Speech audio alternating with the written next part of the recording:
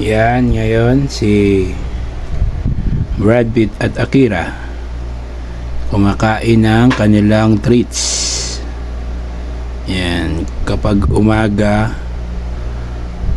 dog food sila. Pero kanina kumain sila ng beef, karne. So siya mga yan. Pag tanghali, ang tanghalian nila treats. Yan, busy lang sila kumakain ng treats. Tapos yung itong si Honey, yan, tulog.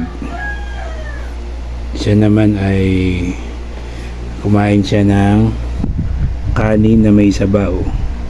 Yan, yan na lang yung natira. Binabalik-balikan niya yan. Yan, yan, tulog siya. May gigising niya yan. Kakain ulit. So ayun, na gising na si Honey at nagutom siya. Kumain na naman siya ng kanya kanin. Yan, binabalik-balikan niya yung kanin niya eh. Yan, higa na naman siya. Tapos ito si Akira na uhaw, inom ng tubig niya. So yung tubig nila is laging merong ano yan, dextrose powder para merong vitamins, energy, para hindi magkasakit ang mga alagang Shih Tzu. Yan, ngayon naman si Brad Pitt naman ang iinom. So nauwaw sila. Yan, tapos na si Brad Pitt uminom. Ngayon naman si batang maliit.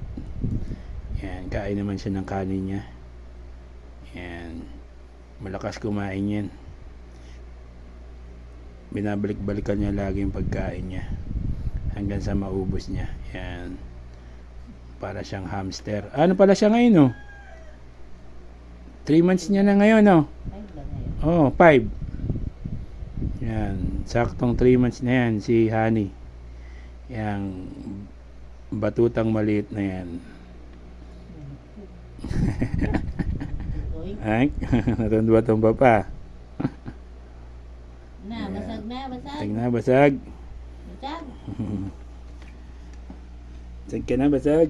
Yan. Pag ano, maliit. Pag kaganito, malaki na.